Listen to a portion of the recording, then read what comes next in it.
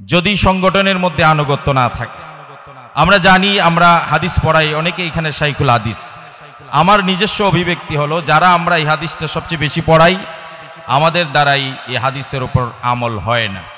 সেটা হলো রাসূল কারীম সাল্লাল্লাহু আলাইহি ওয়াসাল্লাম বলছেন, আলাইকুম বিতাকওয়াল্লাহ ওয়াস-সামঈ ওয়াত-তাআ, তোমাদের উপর আনুগত্য এবং কথা মানা। ওয়ালাউ কানা আবদান হাবশিয়ান, আবদে হাবশ, একেবারে হাবশি গোলাম হলেও তাকে মানতে হবে, কিন্তু আমি আমার সময় উপযোগী অথবা আমার চেয়ে একটু কম হলেও তাকে মানতে রাজি না। যতক্ষণ পর্যন্ত অন্য এক হাদিসে রাসূল বলছেন, আস-সামউ ওয়াত-তাআতু হাক্কুন ফীমা লাম ইউমার বিল মাসিয়া, যতক্ষণ সুস্পষ্ট কোনো শরীয়ত পরিপন্থী কাজ আমার আমিরের বিরুদ্ধে না পাওয়া যাবে, ততক্ষণ তার কথা মানতে হবে, শুনতে হবে। ইন্নাল হামদালিল্লাহ ওয়াসসালাতু ওয়াসসালামু আলা রাসূলিল্লাহ ওয়া বা'দু, ফাআউযু বিল্লাহি মিনাশ শাইতানির রাজীম, বিসমিল্লাহির রহমানির রহিম।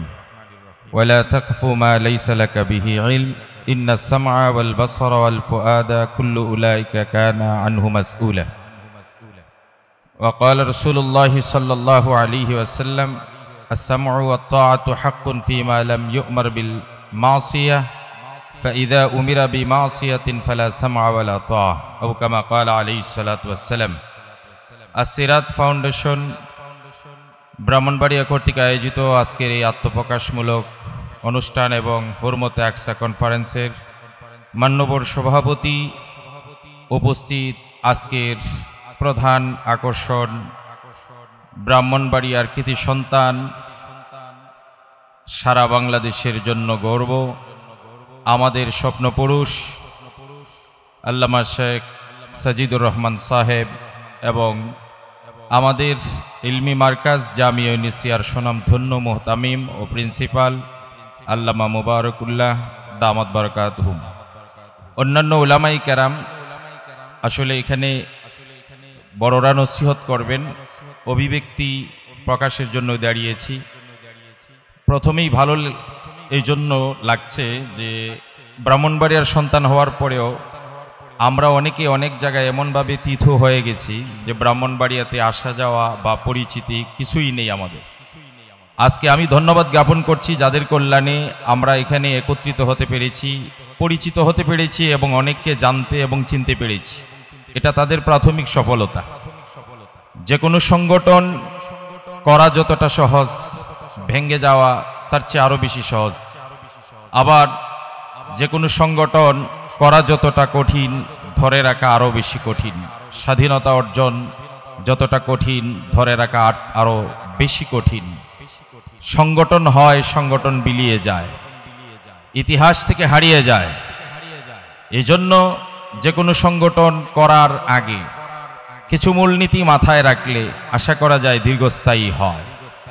আমার আগে ইসমাইল হোসেন সিরাজি ভাই বলেছেন, সময় এবং অর্থ যদি ব্যয় করা যায় সংগঠন দ্রুত অগ্রসরমান হয়। আর আমি বলবো, সংগঠন মজবুত হয়ে থাকে যদি আরও দুইটা জিনিসকে যোগ করা যায়। এক নম্বর হলো আমাদের নির্দিষ্ট পরিকল্পনা এবং নীতি দরকার।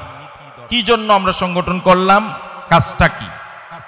কারণ নবী করিম সাল্লাল্লাহু আলাইহি ওয়াসাল্লাম এক হাদিসে বলেছেন, লাইসা মিন্না, এরা আমার অন্তর্ভুক্ত নয়, মান কাতালা তাহতা রায়াতিন উম্মিয়া, অপরিকল্পিত এবং লক্ষ্যহীন নেতৃত্বের আন্ডারে যারা যুদ্ধ করে এরা আমার উম্মতের অন্তর্ভুক্ত নয়।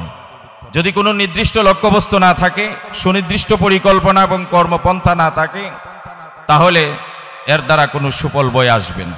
এজন্য দ্রুত যারা কার্যনির্বাহী কমিটিতে আছেন, দায়িত্বশীল, নির্দিষ্ট করে আস-সুন্নাহ ফাউন্ডেশনের কার্যক্রম লিপিবদ্ধ আকারে আমাদেরকে একটি নীতিমালা আমাদের সামনে পেশ করুন, কি কি করতে চাই আস-সিরাত ফাউন্ডেশন। দ্বিতীয় আরেকটা হলো, যদি সংগঠনের মধ্যে আনুগত্য না থাকে। আমরা জানি, আমরা হাদিস পড়াই, অনেকে এখানে শাইখুল হাদিস। আমার নিজস্ব অভিব্যক্তি হলো, যারা আমরা এই হাদিসটা সবচেয়ে বেশি পড়াই, আমাদের দ্বারাই এই হাদিসের উপর আমল হয় না। সেটা হলো রাসূল কারীম সাল্লাল্লাহু আলাইহি ওয়াসাল্লাম বলছেন, আলাইকুম বিতাকওয়াল্লাহ ওয়াস-সামঈ ওয়াত-তাআ, তোমাদের উপর আনুগত্য এবং কথা মানা।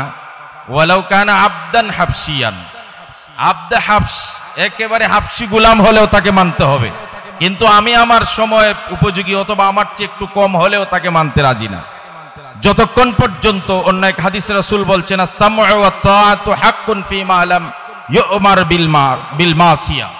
যতক্ষণ সুস্পষ্ট কোনো শরীয়ত পরিপন্থী কাজ আমার আমিরের বিরুদ্ধে না পাওয়া যাবে, ততক্ষণ তার কথা মানতে হবে, শুনতে হবে।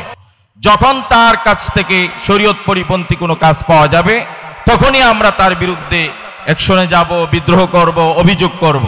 কিন্তু আমরা ন্যূনতম স্বার্থের আঘাত লাগলেই আমি অমুককে মানি না, তমুককে মানি না।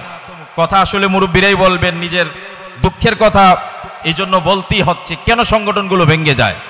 আমরা কান পর কথা অনেক শুনি, যে বিষয়ে আমার কোনো জ্ঞান নাই, ধারণা নাই, এ বিষয়ে আমি ফেসবুকে পোস্ট দেই, কথা বলি, লেখালেখি করি, অথচ আমাদের সুস্পষ্ট বার্তা কি, যে বিষয়ে তোমাদের কোনো জ্ঞান নাই, ধারণা নাই, এ বিষয়ে তোমরা কথা বলবে না।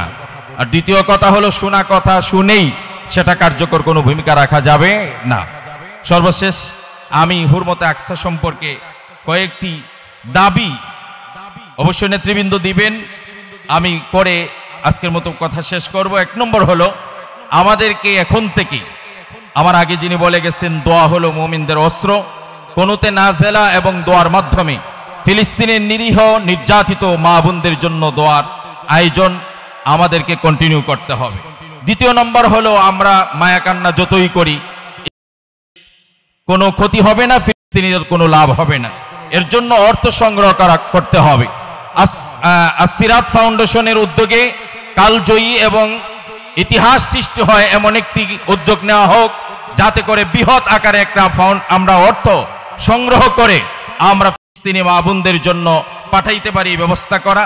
দ্বিতীয় নম্বর হলো, প্রেসার ক্রিয়েট করা। এখনো পর্যন্ত বাংলাদেশ থেকে নিন্দা প্রস্তাব অফিসিয়ালি করা হয় নাই, এবং বিগত স্বৈরাচার সরকার যেভাবে আমাদের পাসপোর্টের মধ্যে সকল পৃথিবীতে যে কোনো দেশে যেতে পারবো এক্সেপ্ট ইসরায়েল ছিল, এখনো সেটা আছে। আমরা দাবি করব অতি দ্রুত এক্সেপ্ট এই কথাটা উঠিয়ে দিয়ে জন্য সারা জীবনের জন্য নিষিদ্ধ করা হোক, এই প্রস্তাবগুলো আমরা করছি। সর্বশেষ আমি বলবো, যখনই মুরব্বীদের কোনো আহ্বান আসবে, ডাক আসবে, আমরা যেন জানমাল অর্থ ব্যয় করে আসিরাত ফাউন্ডেশন অন্তর্ভুক্ত থেকে আমাদের সকল কার্যক্রম আমরা পরিচালিত করতে পারি, এই আশা ব্যক্ত করে শেষ করছি। ওয়া আলাইনা ইল্লাল বালাগ।